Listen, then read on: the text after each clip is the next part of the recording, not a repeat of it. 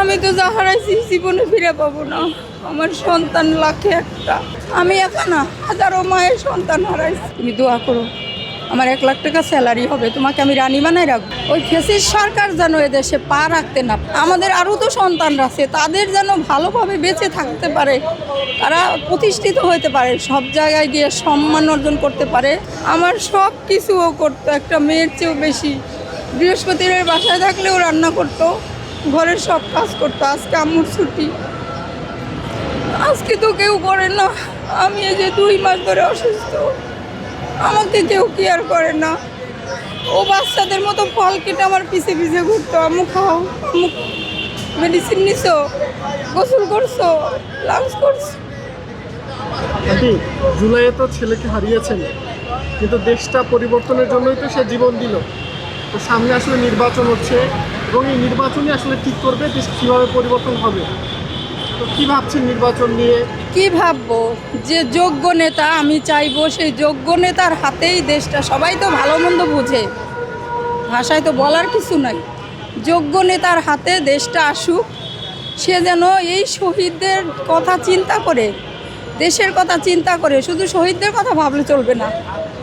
আমাদের আরও তো সন্তানরা আছে, তাদের যেন ভালোভাবে বেঁচে থাকতে পারে, তারা প্রতিষ্ঠিত হতে পারে, সব জায়গায় গিয়ে সম্মান অর্জন করতে পারে।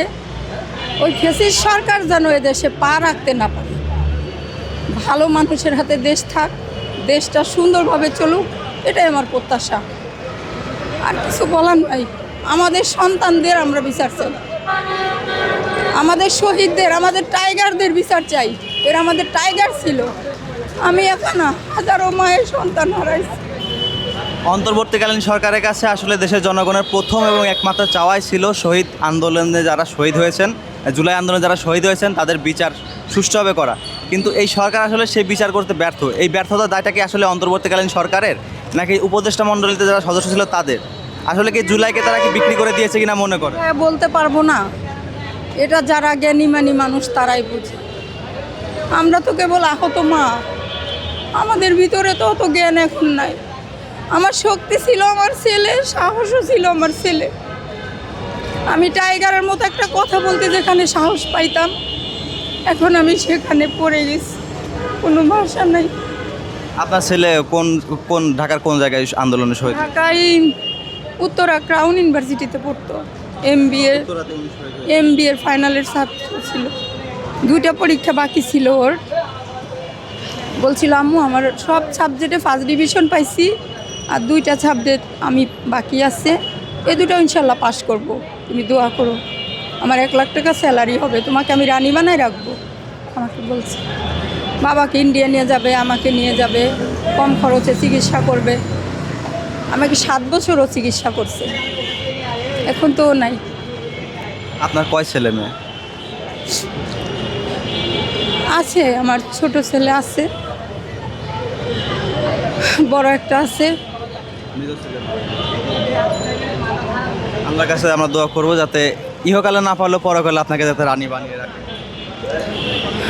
আমি তোমাদের কাছে আবেদন করব, তোমরা আমাকে, আমার সন্তান হারা বেদনা, তোমাদের কাছে জানি আমি সন্তানের অধিকারটা পাই। আমার সন্তানের হয়ে ভাইয়ের জন্য ভাইয়ের মতো দাঁড়াবা তোমরা, এটাই আমার আবেদন তোমাদের কাছে। আমরা সবসময় চেষ্টা করি ভাই হয়ে ভাইয়ের পাশে থাকতে। আসলে আন্টি আরেকটা সবচেয়ে মারা গেছে আমাদের হাদি আবু সাইদ, এই প্রত্যেকটা সন্তানের কঠিন বিচার চাই আমি, সুষ্ঠু বিচার চাই। কোন দল ক্ষমতায় আসলে এই বিচারটা আসলে দ্রুত হবে বা একদম নিরপেক্ষ বিচার হবে বলে? বলতে পারবো না বাবা, এটা আমি বলতে পারবো না। যে দলই আসুক তাদের ভিতরে কি এই বিচার করার কি সক্ষমতা বা সৎ সাহসটা কি আছে? থাকতে হবে, না থাকলেও আনতে হবে, এটা আমাদের দাবি। সাহস না থাকলেও আনতে হবে, বিচার করতে হবে, বিচার চাই আমরা, না হলে পরবর্তীতে আমরা কি করব সেটা আমরা ভাববো। ধন্যবাদ, আসসালামু আলাইকুম।